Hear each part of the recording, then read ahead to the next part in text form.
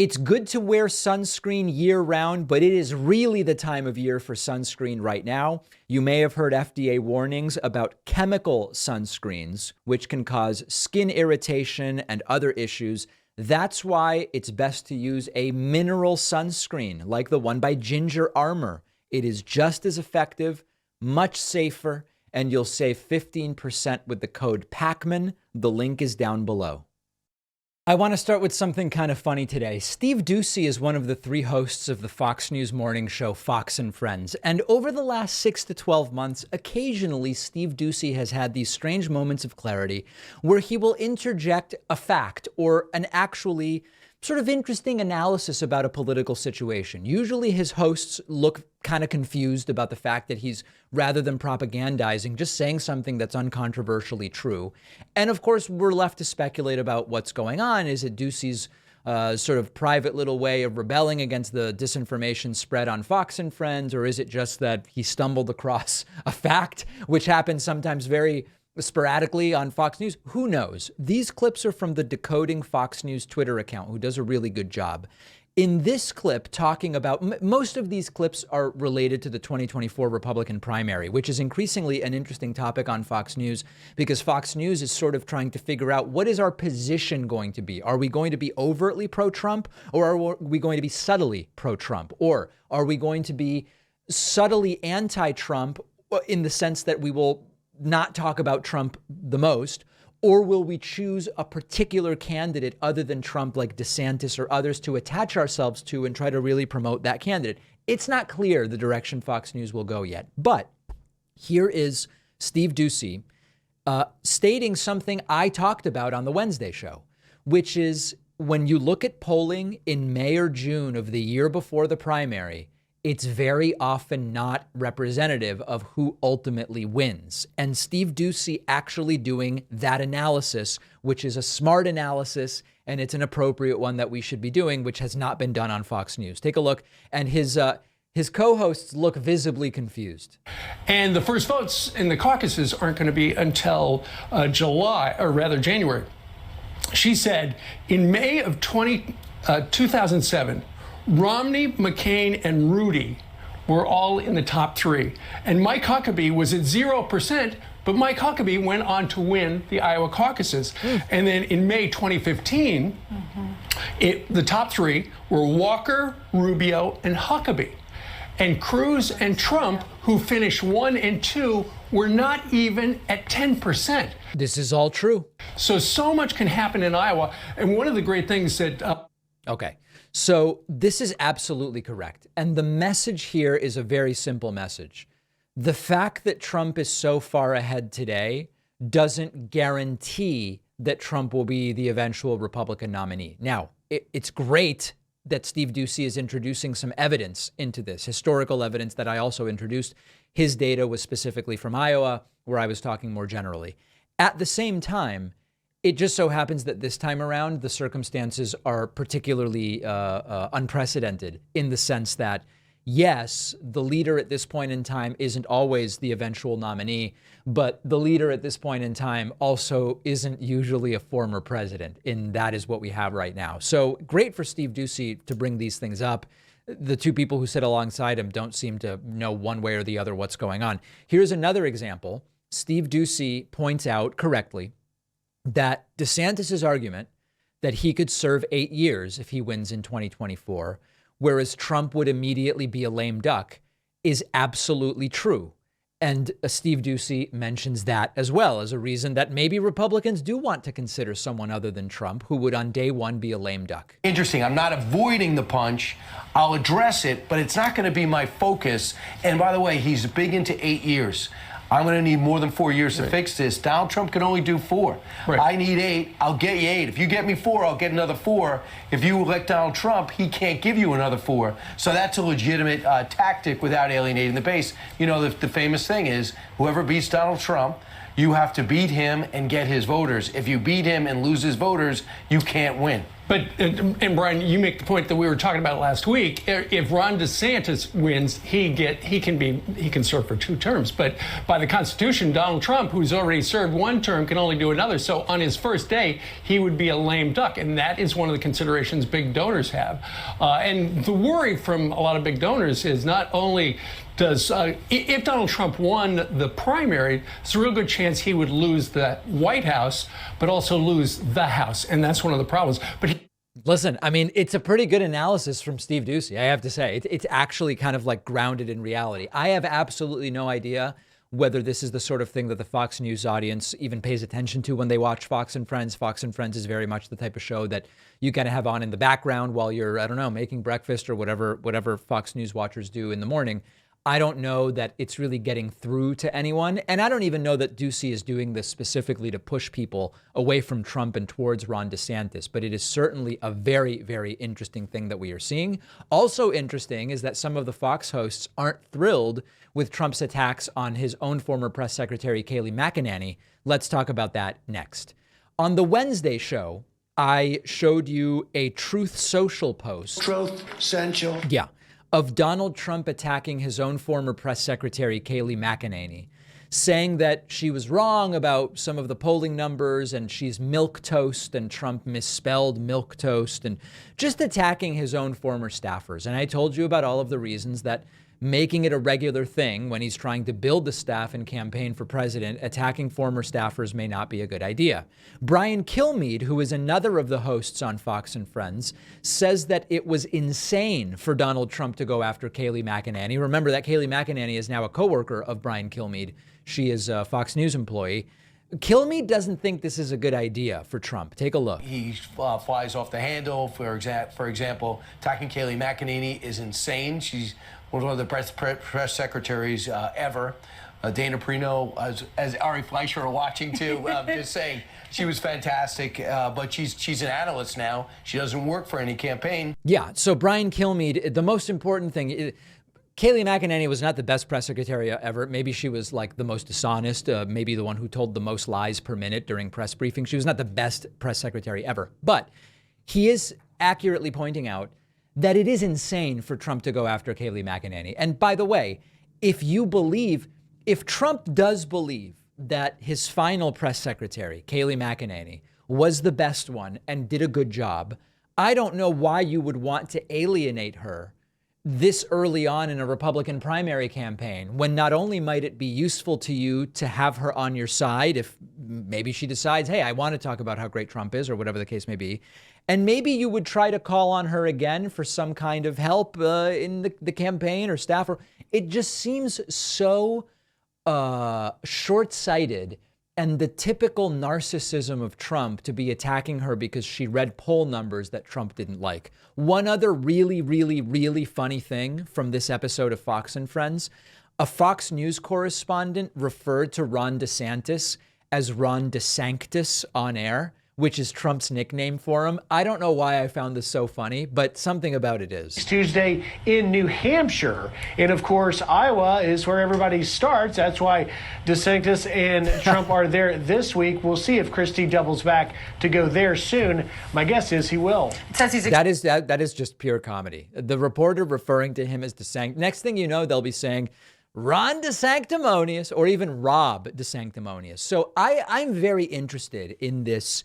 I guess we would call it like the Fox News factor in the Republican primary, because as we've said before, it's not that millions and millions and millions of people are watching Fox News all the time, such that Fox instantly shifts public opinion in something like a Republican primary.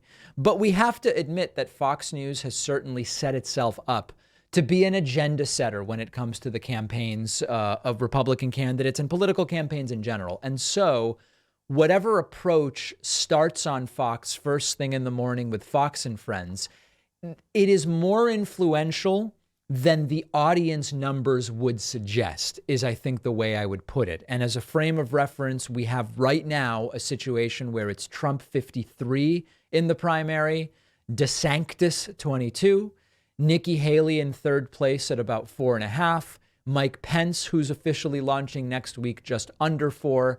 Vivek Ramaswamy at 3 or under 3. Tim Scott's got 1.6. You know, it kind of goes down from there. Chris Christie, who will also be announcing on Tuesday, polling a very anemic 1%. He's a 1%er right now, not in the way that I think he wants to be. And so this is going to be a weird primary for sure. I think it will get significantly more compelling with the entrance of Christie and Pence, and we will be watching all of it. We have a fantastic Friday show for you today. I'm glad you're with us. Make sure you're signed up on our website at joinpacman.com. We'll take a quick break, then we'll hear from some of you via Discord, and then the program will continue. It is springtime. It's getting warm. We are all spending more time outside. Many sunscreens contain elements that the FDA has warned about: oxybenzone, avobenzone, homosalate, and others. These are absorbed into your bloodstream. They can irritate sensitive skin. They can be hormone disruptors. I just stay away from them, and I use mineral sunscreens. I do the same when I put sunscreen on my baby daughter. And our sponsor, Ginger Armor, makes the world's thinnest 100% mineral sunscreen. It works for all skin types, not just gingers, as the name might suggest. It rubs in clear on all skin tones, feels like nothing is on, with SPF 50 plus protection. Ginger Armor also acts as a plant-based moisturizer with 21 simple, gentle ingredients from plants and minerals. It's good for you. It's good for the planet. It's more affordable than other sunscreens with similar quality ingredients. I also love that it's a small business made in the US, and they donate 1% of all sales to the 1% for the Planet charity. Go to gingerarmor.com, use code PACMAN for 15% off. The link is down below. The David Pakman Show continues to depend on the support of our viewers and our listeners to do what we do. We're not the Daily Wire. We don't have millionaire and potentially billionaire supporters just throwing money at us. We do depend on folks who listen to the podcast or watch clips on YouTube or TikToks or whatever the case may be. You can sign up at joinpacman.com. You can use the coupon code 24StartsNow. And you, of course, get access not only to the bonus show every weekday, but also commercial-free audio and video streams of the show. Let's go to the Discord phone lines and hear from some of the folks in our audience.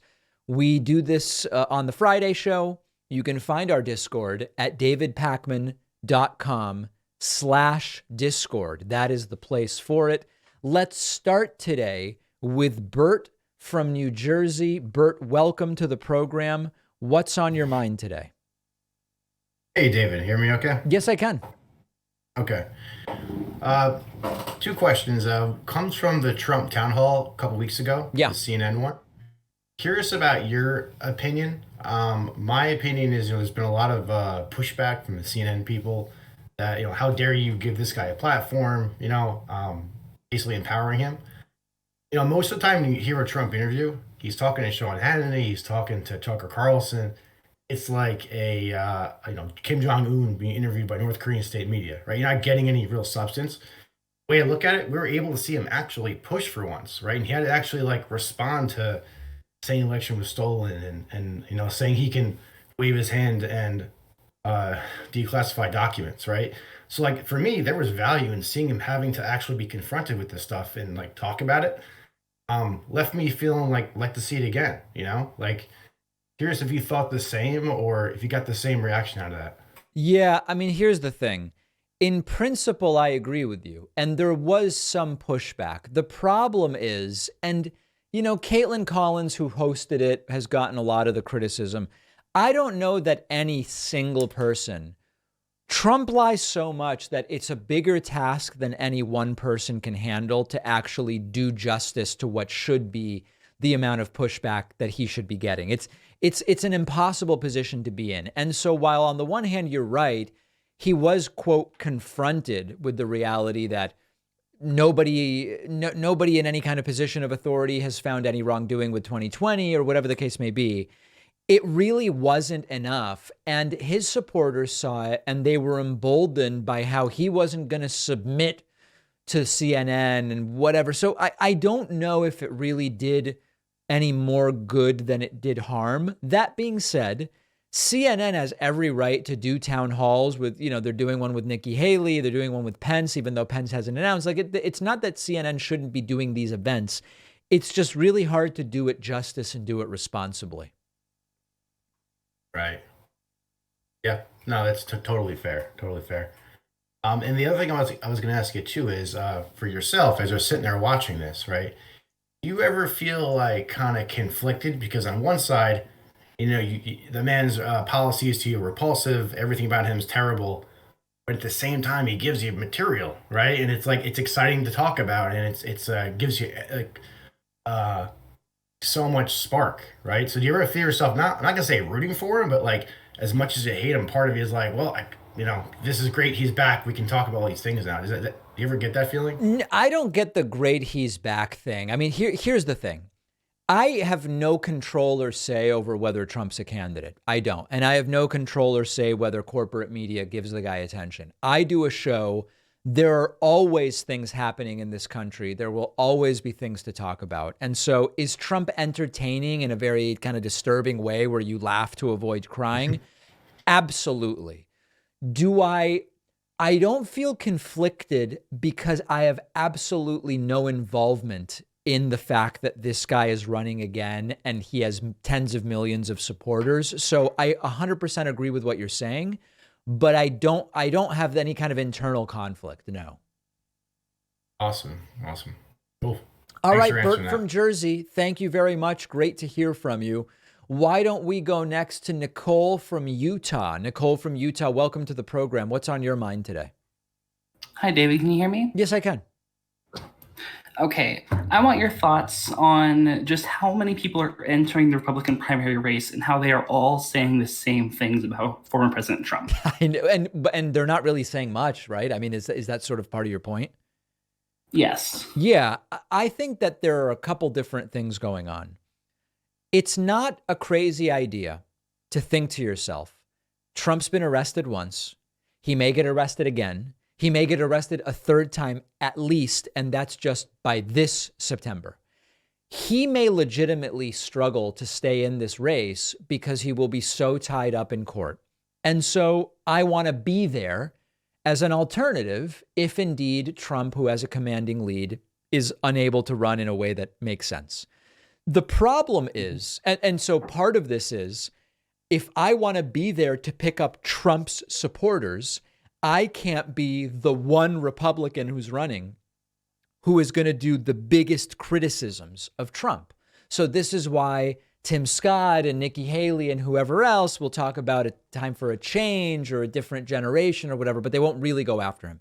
The unfortunate reality for them is that if you're polling 1, 2, 3, 4, 5, and DeSantis is at 20 something, if indeed Trump has that issue that pushes him out of the race, a lot of that support will almost certainly go to DeSantis, who is the most viable in the context of the general election and also already has the most support and is using the exact same strategy. So far, yes, DeSantis has sort of gone after Trump a little bit, but he said he would pardon him and he's talking more about Joe Biden than he is about Trump.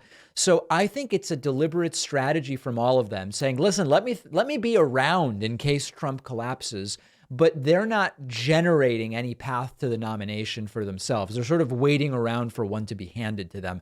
I don't think it's going to work. I agree with you. All right, Nicole from Utah, thank you. Thanks for having me. All right, there goes Nicole. Let's go next to Ty from Iowa. Ty from Iowa. Hello, David. Can you hear me? Yes, I can. Okay, so I just wanted to bring this up because there's just something I kind of noticed that, and I feel like it's usually with either figures that have passed away, like people that have passed away, or it's like a famous movie or something like that, or a book. But I've noticed a bunch of people. So, for instance, you know how George Orwell is someone that people on the right seem to really, really love, like people.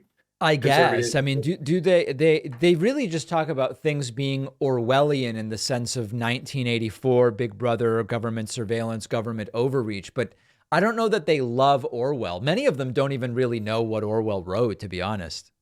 Yeah, I know, but I guess I just kind of like, I just remember seeing someone on their Twitter bio that was like a Trump page and it said Orwell was right. Oh, and yeah. Orwell was No, the I mean, I think what we can say is they like referencing things being Orwellian, even if they don't really understand them. That I would agree with.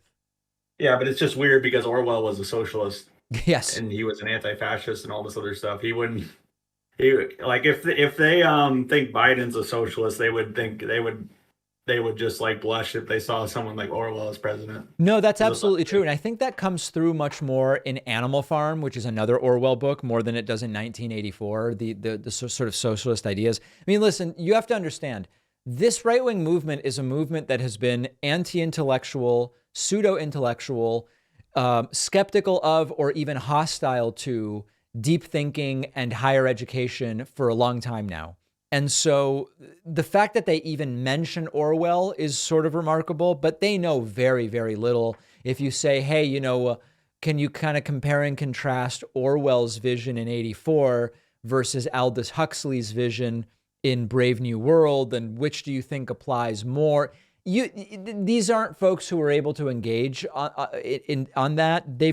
They heard Orwellian and now they've started using the term, but I don't really think these are serious people. Yeah, and then like another one is The Matrix is another one. So like with the red pill and all this other stuff. And like there's even a QAnon thing for Follow the White Rabbit. And the people that made the Matrix are two transgender sisters. Yeah. Yeah, so. No, the identity thing is funny, but listen, they don't care. It's just like I said, I wouldn't read that much into it because these truly aren't serious people. We need to get around them to make progress. That's the unfortunate reality. Yeah, that makes sense. All right, Ty from Iowa, thank you for the call. Thank you for taking my call, David. All right, there goes Ty. Just a reminder that if you want to get on, your nickname should be name and location or location and name, some combination of that. For example, Evan from Las Vegas. Evan from Las Vegas, welcome to the program. Thank you. Can you hear me okay? Yes, I can. Thanks for taking my call. I had a question. I feel like when Trump first kind of rose to power in 2015, it felt like it was going to be like a crazy moment in history that we would look back on and kind of laugh. And now that's really become the base of the Republican Party, this misinformation and kind of willful ignorance. Do you see that like changing, or like how will we look back on this time in history? Listen, the question of how will we look back on this time in history is one of those that you ask 100 people, you'll get 100 different answers. Nobody has any clue. Imagining how the future will retrospectively, I could give you some guess, but I really have no idea.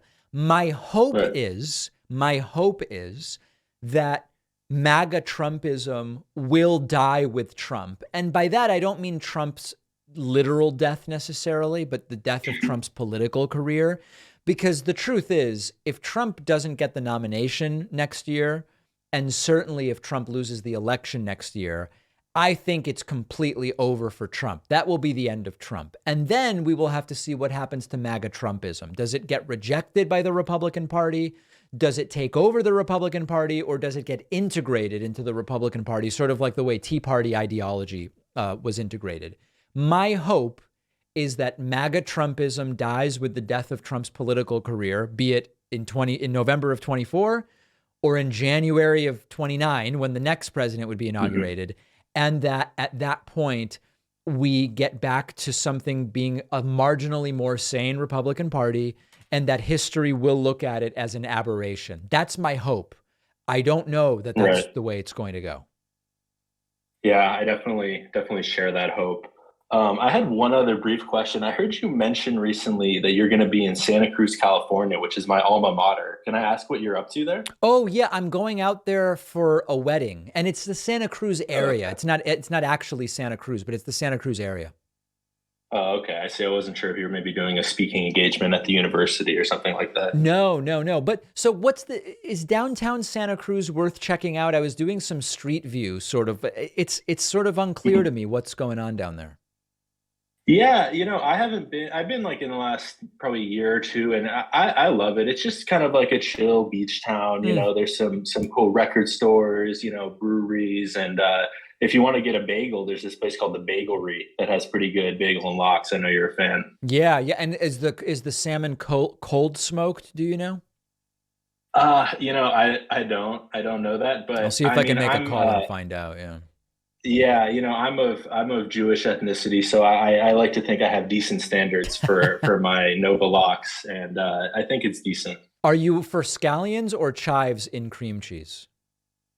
I could go either way. I guess if I had to pick, I'd probably go chives. Honestly. Oh dear God. Okay, all right. I'm gonna let you go. All right. Oh no, I'm scallion all the way. All right. Well, all right. Thank you for your time. The call. Thank you. No, I'll report back about Santa Cruz. Cool. All right, take care. There we go, folks. Big time stuff. Let's take a very quick break. Don't hang up because we're going right back to the phones in a moment.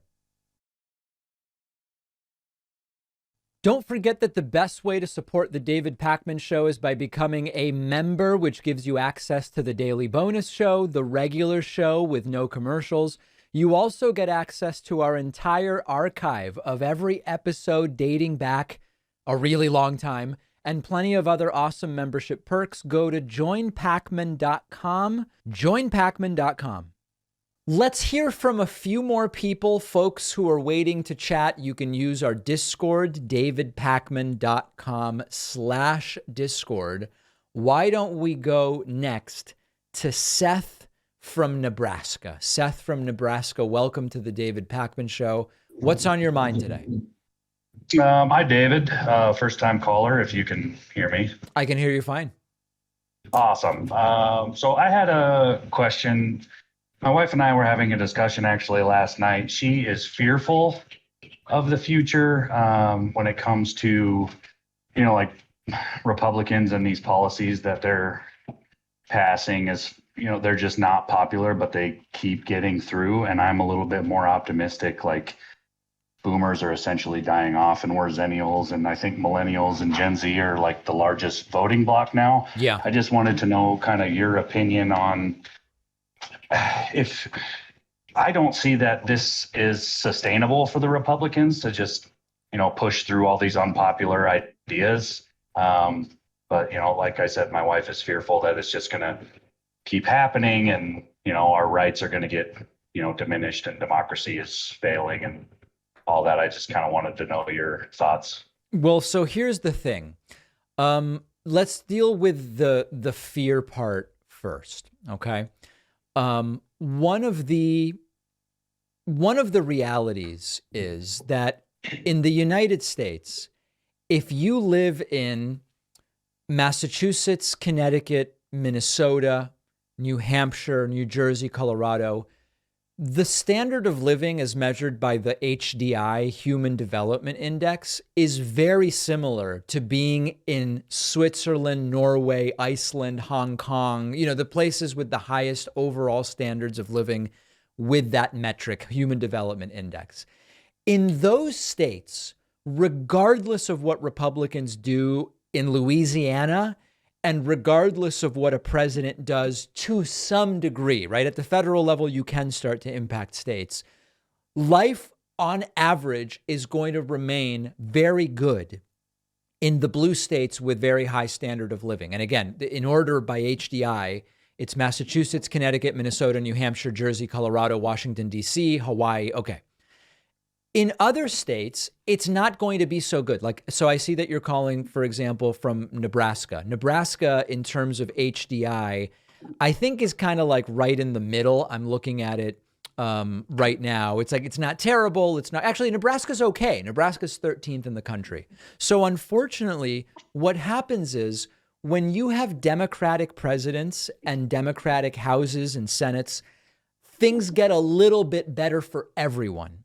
And then when you have Republican presidents and Republican governors, et cetera, things get a little worse for everyone, but they get particularly worse for a lot of these red states that don't have their own protections already built in. And so sadly, listen, things can get bad everywhere. There's no question about it. But sadly, the first people to be damaged by Republicans succeeding, as you point out, are going to disproportionately be Republican voters. Now, what we do with this information, what you and your wife personally do, I don't really know. Yeah, we just recently had, I forget what the bill was, is the abortion ban at 12 weeks, which lumped into there was transgender affirming care. Yeah. For anyone under, I think, 19. But then they also voted on the same day for permitless concealed carry. Right.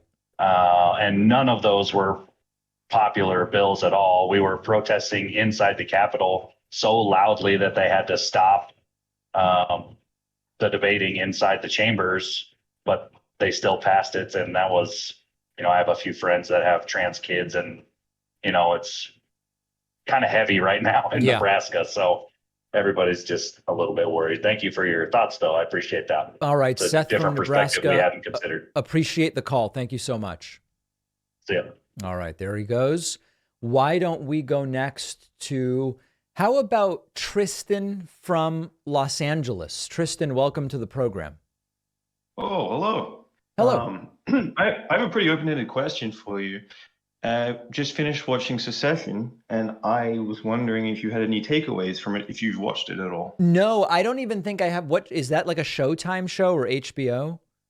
Yeah, it's an HBO. It's sort of similar to, I guess, like a Murdoch sort of reign, and the patriarch is ending and then handing his crown, and it's sort of the machinations of a large media conglomerate. But yeah, I don't have HBO, and I haven't seen a single episode. My TV show consumption is really low these days, just because I'm so busy. But a lot of people have said that it is a great program, but unfortunately, I've not seen it. Yep, totally get it with a little baby and everything. Exactly. Now, where are you from? Australia? Yep. Okay, and you live in the U.S. Yeah. What's that like? What's Inland Empire. the biggest cultural difference you find in the U.S. from Australia? Positive or negative? Either. I don't know. I think. Well, how about positive first?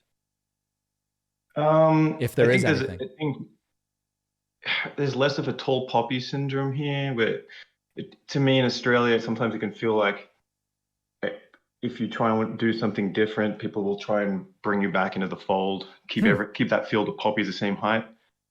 But I think it's guns. It's so normalized here, and I could be talking with very liberal people, and next thing you know, like, oh yeah, we're gonna go shoot shotguns, which is not negative or positive. It's just incredibly different. Yeah. And in Australia, is that extremely rare since the laws have been changed around owning weapons? Yeah. I knew a kid who grew up on a farm who'd shot guns, but that's like literally the only person I knew. You knew one person with guns. Yeah, no, that's definitely very different. That is definitely different.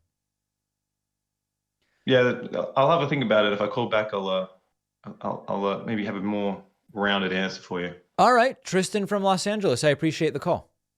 Yeah, thanks for having me. All right, there he goes. Very powerful stuff. Let's go to Kenny from Long Island. Kenny, welcome to the program. What's on your mind today? What can I do for you? Kenny from Long Island, don't be the first to drop. You've got to accept my invitation, sir. Oh, boy. All right, well, that's too bad. Kenny from Long Island, we are not going to hear from today. Let's go to Gerald from Miami. Now, is that Miami, Florida, or Miami, Ohio? Gerald, please unmute so you can answer my trivia questions. Oh, boy. Gerald, you're muting yourself. You've got to unmute yourself to be able to talk to me. Can you hear me? Yes, now I can. Oh, hi. That's Gerald from Miami, Florida. Great. What's on your mind today? I was just curious about, there's been a lot of talk recently about upcoming like Republican candidates, that are all jumping into the race for 2024. And I know Biden has announced that he would be running, but I was curious if you had thought about any other potential like Democratic nominees that, would have a shot if they were to jump in the race? I don't think any would have a shot. Really? Yeah, I mean, listen, if this were an open primary, here's the thing people need to understand. I support people challenging Joe Biden. I would like there to be debates on the Democratic side. If people credibly challenge Joe Biden and are polling at least, some number, 8% or something, which right now I think means at minimum you would have debates between Biden and Bobby Kennedy Jr. I don't know where Marianne Williamson is polling, but I'm in favor of debates. I'm in favor of a contested primary. I want people to run. But if you're asking me, given what is going on and the fact that the DNC is not incentivized to have someone challenge the incumbent president and that there's not going to be a real primary, I don't think there's anyone who would have a shot. I mean, if we picked someone with mass public appeal, like, I don't know, if Dwayne "The Rock" Johnson announced, would he be able to generate enough interest because he's charismatic and whatever that maybe he could actually defeat Biden somehow? I just think that when you have an incumbent president, the odds that have to be overcome, because when you're an incumbent, the DNC is going to grease the wheels for you to remain the nominee. I don't know that anybody could defeat Joe Biden given the way that this primary is going to happen. I see. Yeah. Yeah, it's just, I've just been thinking, I just feel like, with Joe Biden's approval just kind of sinking, I just didn't know if he would, honestly, I didn't really think he could actually win again, to be honest with you. Well, listen, Biden's approval, it's not really sinking. Biden's approval has been steady since August of last year. Okay. So that now is 9 months where it's just been in the low 40s. When you and I look at that, we say, oh, that's pretty low. That means like high 50s disapproves of the job Biden is doing. Yeah, that's the way it is with presidents in the United States right now. The reality is that you can absolutely get yourself reelected with a 43% approval rating. We saw George W. Bush do it. It's not, Biden's approval is not the sign to me that he's in trouble. Okay. All right. Well, yeah, I appreciate it. Thank you. All right. Gerald from Miami. Great question. Good to hear from you. Why don't we go next to, I don't know. How about Ryan from Dallas, Texas? Ryan, welcome to the program. What's on your mind today? Hello, David. Can you hear me? Yes, I can. Thank you for taking me. So I was just wondering, you have a lot of these extreme ideologies being pushed by the right to stir up the group of people on the left who don't follow the news as much, so they don't know the specific details on certain topics. For instance, like the Dylan Mulvaney saying, they were saying that he came out or she came out, saying that she was a spokesperson for tampons or something like that, and it was just like, that wasn't even what happened. Apparently, she had said that she kept one on her sometimes or whatever, for a friend or whoever may need it or whatever. And so sometimes it's difficult because I have friends who, are on the left, but they don't actually follow the news. Like I had a friend who mentioned that, Kamala Harris hasn't been, in the public since she came into office. And so, she hasn't been seen in public at all. Yes. And even though you can follow her on YouTube weekly. And so I don't know. I just kind of wanted to hear your thoughts on that. Yeah, I have a lot of conversations with people where they'll say things like, listen, I grew up in a Democratic family, but like this woke stuff, it's really got to end. And I'll go, oh, okay. Like, what do you mean? And they go, no, it's just, it's crazy what's happening with Antifa, and it's just crazy. It's like everything's so woke, you can't do anything anymore. I go, oh, like what can't you do? They go, no, it's the environment. It's the feeling of like, you just can't, everything you say, you're going to get in trouble for. Nobody knows. Oh, like, what is it you're trying to say that you think you'll get in trouble for? Well, no, it's not me, but like, and you'll spend 10 minutes like this and it goes nowhere. And it's still, I guess, someone who's voting for Biden or whatever, but it is kind of disappointing. Yes. And I'm actually kind of worried because although I think that Biden has done, I would say, a decent job as president, Yeah. I think that him being 80 and running for president again, I think he's only doing it just so that he can defeat Trump, because maybe, the Democratic Party are afraid of Trump winning. But I don't think that Biden running at his age is actually going to be good for the Democratic Party as far as interest. No, I don't think it's not inspiring. It doesn't generate interest in the way that you're sort of talking about. I agree with you completely. And, so there are people who write to me and go, David, I don't know that Biden can defeat Trump. If you look at polling, if Biden can't, I don't know that anyone else in particular can either. I mean, Trump has a significant level of support in this country, as shocking as that may be. I don't know who can beat Trump. Yes. And I have one last quick question. I know previously you had mentioned that you weren't a Democrat, but I saw in your video the other day you mentioned you were a progressive social Democrat. So I was just trying to confirm which it was. So social Democrat, the D is lowercase. It's not a party affiliation. So I'm not a capital D Democrat. I'm not a member of the Democratic Party. I don't, I'm an independent voter from a party affiliation standpoint. Progressive social democracy is an ideology, not a party. So the D is lowercase. Do you know what I'm saying? Yes. Yeah. Good, that's I think that is basically the clearest explanation. That'll help me for my next conversation with my friend. So thank you. Okay, good. All right, Ryan, thanks for the call.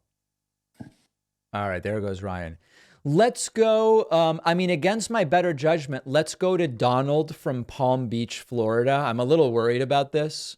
Donald from Palm Beach, Florida, you're on the air.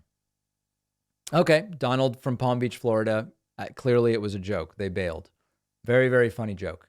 Let's go next to, actually, let's try once more. Donald from Palm Beach. Are you actually trying to get on? What's going on? You're not getting afraid now of whatever joke you were going to do. Yeah, they are. All right. Well, they're gone. How about, let's go to Louis from New Brunswick. Louis from New Brunswick. Welcome to the program. Thank you, David. So good to be on your program. Pleasure. I just want to chime in on something that the last guy was saying, Ryan. Sure. I noticed as well that people were throwing around the word woke quite a bit at work and just around. And I realized that it meant vastly different things to different people. So I started asking people, can you just help me understand what that word means? Right. And I was being a little facetious. And I noticed the older generation talked about being hypersensitive, taking offense. And it was pejorative, oh, I don't like woke, it's going woke all over the place.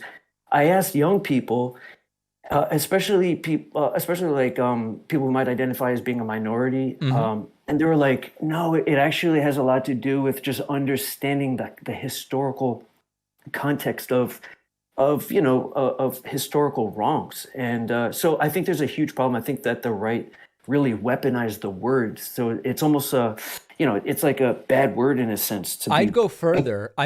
So first of all, Louis, I have a YouTube clip called something along the lines of "They don't even know what woke means," where I talk about a lot of this stuff in detail. I would go further than to say that they've weaponized the word woke. The right has actually perverted the word woke, because really what woke originally meant when the left used it seriously, now it's pretty facetiously used, but when the left used the word woke, what was meant was, I'm aware of problems in society, some of which are more structural than about the individual, and I would like to find solutions to those problems. That was really the meaning of woke when it was a sincere term, and it's been weaponized and perverted from the right by the right. I don't really know anyone seriously using it. Sometimes I'll joke around, friends will say to me, someone will recommend a TV show, for example, or a movie, and then someone else in the conversation will describe the plot, and someone will say, sort of tongue-in-cheek, ooh, sounds like it might be a little too woke for me. And it's a joke. Everybody, the term has now become one that I don't know of people on the left actually using in a serious way. Interesting. Yeah, because the right definitely uses it in a serious way. I got another question for you. A couple months ago, You had one of my favorite authors, Jefferson Morley, on the program. Wondering if you're going to be able to bring him back anytime soon. Well, we don't tend to have authors on more than like once a year, but Okay. I'm glad to have him on again in the future for sure. He does a great Substack when he talks, primarily about investigating the JFK assassination. He's really up to date on disclosure coming from the government. Okay, so I got a question. Today, NASA actually held a public forum on their investigations of UAP. So, I guess that's like the modern word for UFOs. Yeah. So here's my question to you. Jefferson Morley would posit, I think a lot of people agree, that there's still a lot of disclosure that hasn't happened in terms of the JFK assassination case. Now there's a lot of stuff going on in the in mainstream media, like from NASA today, about UFO disclosure. So here's my question: do you feel like this is this like an endemic issue in our modern society where there's a lot of information that's being withheld from the public? I don't know that it's a particularly modern issue. There's a long history of the classification of documents. There are entire books written about whether there is overclassification. I did an interview about it. I don't believe it's specific or conspiratorial to UAPs and Kennedy is what I would say. But there are other people who have far more to say about that issue than I do. Sure. So, David, during the lockdown period, my wife and I really enjoyed watching your show on YouTube Live. It was almost therapeutic. So I just want to say thank you. You're doing a great job. Thanks for taking my call. Louis, thank you so much. Very much appreciate that. That will do it for live calls today. We'll do more calls. Don't worry. We'll do it again. We'll take a quick break and be back with much more on the Friday show right after this. If you value what we do at the David Pakman Show, remember to support us on Patreon. Go to patreon.com/David Pakman Show, where you can get access to behind the scenes videos, the daily bonus show, the commercial-free daily show, as well as special discounts on merch, including hats, hoodies, mugs, and t-shirts. You can support the show for as little as $2 a month. Check it out at patreon.com/David Pakman Show. All right, let's hear from you. It's time for the Friday feedback of the week, or the Friday feed bag. Someone said it should be called the Apple bags, but that seems a little risque for our particular setting and audience. So it is what it is, but let's start with a very important message from John McCullough, who said on YouTube, David Pakman drinks Bud Light and it shows. I'm going to tell you the funniest thing about this whole Bud Light thing. Now, for some of you who don't know, Bud Light is now being subjected to a boycott attempt by the very people who say you shouldn't do boycotts because it's a form of cancellation. Bud Light did a partnership with Dylan Mulvaney. Dylan Mulvaney is a trans woman who I had never heard of until conservatives got all angry about her. I don't even know whether we would know who Dylan Mulvaney is were it not for right-wingers who are furious. So after Bud Light did this partnership with Dylan Mulvaney, many on the right said we now have to boycott Bud Light. Now, here's the funny thing. I've been boycotting Bud Light since I started drinking alcohol because I think Bud Light is terrible. I think it's just disgusting, completely disgusting. Give me an Allagash White. Give me a Belgian Wheat. Come on, guys, please. But I think Bud Light's disgusting. So when this entire thing happened, I was able to take the position that I will continue not having Bud Light for no reason other than I think it's absolutely disgusting and terrible beer. The funny thing is the following. Before the Dylan Mulvaney thing, when someone like me would say, Bud Light is terrible, get me a microbrew, get me whatever, the right-wingers would go, oh, you sissy, drink an American beer, drink Bud, drink Coors, drink whatever. Now, those very same people say Bud Light is the one that's for the sissies who support the trans people or whatever the case may be. I have not had a Bud Light in decades. I continue not to drink Bud Light, but it is laughable that that now counts as an insult. But it just reminds you about the strange bedfellows and enemies that politics makes when your brain can be so easily broken. All right, another comment from KBJ about the economy.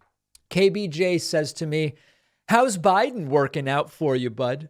I'm sure prices of everything are down and the economy is perfect, right? Well, I mean, let's talk it through. Biden's working out fine for me, but I don't really need anything at this point from the government. The question is, what does the economy look like? Prices, when you look at inflation numbers are down dramatically from where they were a year ago. So inflation is slowing down significantly. The economy is never perfect. We still have inequality. We have people who have to work multiple jobs, just like we did under Trump and just like we did under, it's not unique. Under Obama, we had that. Under George W. Bush, et cetera. But it's hard to find indicators that look particularly bad. The stock market is like pretty okay. Unemployment is at record lows. Job creation is doing well. Inflation's coming down. Consumer confidence is doing well. GDP has been on the upswing. You tell me. I mean, like, point to the indicators. Tell me the metrics that show us that everything is terrible. Flawless P wrote in about book bans and says, so when told not to teach from the Bible as though it were fact, is not teacher being censored unfairly? Are you banning books? LMAO, your argument is cringe and useless. Of course, some topics and framing of some topics aren't appropriate for public schools. That's not controversial. I have to admit, I have no idea whether this person is in favor or against the book banning that we're seeing in Florida. I can't tell.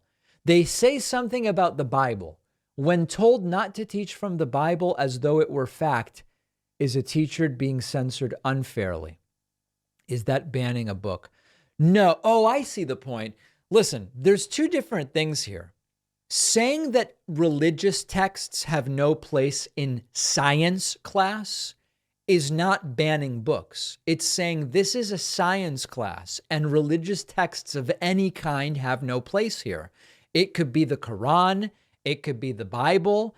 It could be whatever Scientologists read or believe in, or, the golden tablets of Joseph Smith.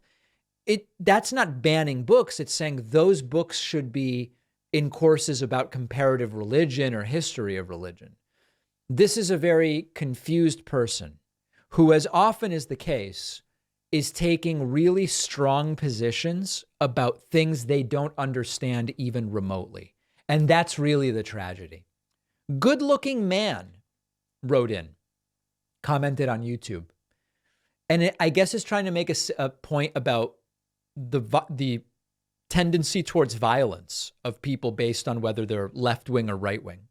Good-looking man says, wear a MAGA hat through New York City and see how far you get before you get canceled. Now it's the wrong wear an I Love Biden hat through Florida, and you'll find that you'll be perfectly safe. I have been places in New York City where some clown comes through with a MAGA hat. No one pays attention to them. To him, I should say. I've only ever seen guys do it. The funny thing about this is this person wants us to believe that in Florida with an I Love Biden hat, you're fine, you're safe. But if you wear a MAGA hat in New York City, you'll get, quote, canceled. But he's using that in quotes to suggest almost like it's going to be violence. You won't be safe. I've been at bars. I've been at outdoor terraces. I've been in different places where there's a dude, usually between 22 and 28 years old, wearing a MAGA hat and looking super pleased with himself, like he's doing something extraordinarily clever. No one pays attention to him. I was at a bar. The bartender looked at the hat, said nothing. Guy ordered a drink. The drink was made. It was almost like the people I see with the MAGA hats in New York City, they almost seem underwhelmed that nobody is reacting to them. Now, can you find instances of someone with a MAGA hat or someone with a Biden hat being aggrieved? I'm sure you can. But the idea that you're particularly unsafe in New York City with a MAGA hat, give me a break. These people live in a fantasy world. It's just pathetic. Echo Icon says, bless your heart, you look like you've been vaccinated. How can you tell? Is it that I'm functioning? This is the sort of bottom of the barrel stuff, but I look like I've been vaccinated. That's the new, by the way, the new sort of like alpha male sort of thing. Getting vaccinated means you're afraid to deal with the illness yourself. And it's sort of like calling for your mommy. This is the dumbest analogy to vaccination that I've maybe ever heard, but there's a lot of dumb people here. Hey, this is cool. Rosie O'Donnell. Yes, that Rosie O'Donnell, who has actually been a follower of the David Pakman Show for a long time. Friend of the show, Rosie O'Donnell, would love to appear on her podcast if she's interested, commenting about Dianne Feinstein, and says about Dianne Feinstein, sad. Someone tell her it's time to bow out with gratitude, So there is Rosie O'Donnell with a very powerful declaration. We hear from her often, actually. It's a beautiful thing. All right, a couple comments from Facebook. Hubert Wisniewski says, even if Republicans do choose DeSantis as their candidate, Donald will still run for president. He still has to. He has no choice because he's hoping that saves him from going to jail. My hope, I am not a praying person, but after my prayers were recently answered for there to be tech glitches during Ron DeSantis's campaign launch, I now am like, wow, maybe prayer does work. So I think now I have to shift my prayer to hoping that somehow Ron DeSanctimonious, that hopefully he does win the Republican primary and that Trump runs third party, because it will be the end of Republican chances in 2024 as we know them. I hope Hubert is correct about that. And then Eric Johnson. Eric Johnson commented on Facebook's, says, I think these fines/penalties need to immediately be put in some escrow or whatever kind of account so Trump can't hide it, spend it, whatever, while all appeals are exhausted. Until the money is actually taken away from Trump, it won't be real to him. I agree with this. This is in reference to the $5 million that failed former President Trump has been ordered to pay E. Jean Carroll because he was found liable for both sexual assault and defamation against her. And Trump was ordered to pay $5 million. He's appealing it. And so what Eric is correctly pointing out, and it's something many of us have discussed, sure, Trump's been ordered to pay, but until he pays, we shouldn't assume that E. Jean Carroll is going to see even $1 of that money. I believe it would be great to sequester that money, escrow it immediately. I have no belief that that is actually what's happening. And at this point, I certainly can't tell you that I'm confident that Donald Trump is actually going to pay out. I hope he does. I hope E. Jean Carroll's lawyers are ready to do what needs to be done to get that money. But until I see the money, I am going to be skeptical that it is coming.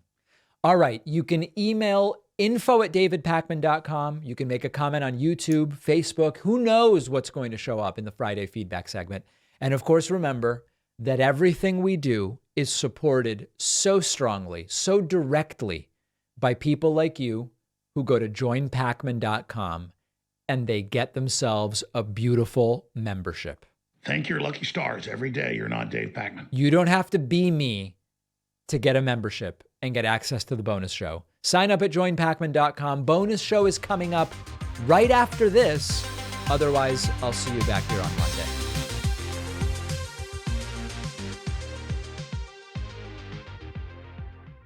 Thanks a lot for watching today's show. I just want to take a second to tell you about today's sponsors.